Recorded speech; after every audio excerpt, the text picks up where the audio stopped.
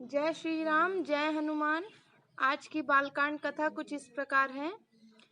कीन्हे प्रश्न जहि भांति भवानी, जहि विधि शंकर कहा बखानी। सो सब हेतु कहब मैं गाई, कथा प्रबंध विचित्र बनाई। जिस प्रकार श्री पार्वती जी ने श्री शिव जी से प्रश्न किया और जिस प्रकार से श्री शिव जी ने विस्तार से उसका उत्तर कहा, वह सब कारण मैं विचित्र कथा की रचना करके गाकर कहूँगा। जहि यह कथा सुनी नहीं होई, जनिया चरुज करे सुनि सोई।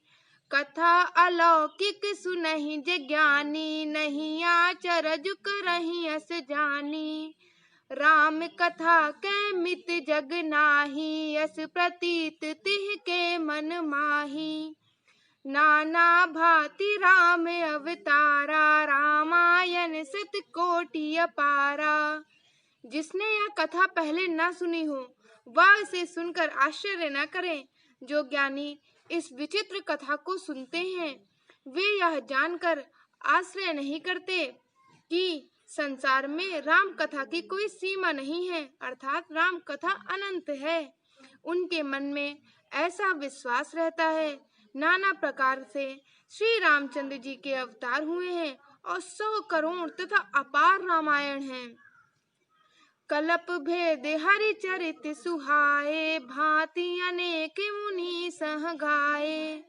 करिय न संशय अस उर आनी, सुनय कथा सादर रति मानी। कल्प भेद के अनुसार श्री हरि के सुंदर चरित्रों को मुनीश्वरों ने अनेकों प्रकार से गाया है। हृदय में ऐसा विचार कर संदेह न कीजिए और आदर सहित प्रेम से इस कथा को सुनिए। राम अनंत अनंत गुण, अमित कथा विस्तार। सुनिया चरज मम न मानि है, जिह के बिमल विचार। श्री रामचंद्र जी अनंत हैं, उनके गुण भी अनंत हैं और उनकी कथाओं का विस्तार भी असीम है। अतएव जिनके विचार निर्मल हैं, वे इस कथा को सुनकर आश्चर्य नहीं मानेंगे। अहि विधि सब संशय कर दूरी, सिर धरि गुर पद पंकज धूरी।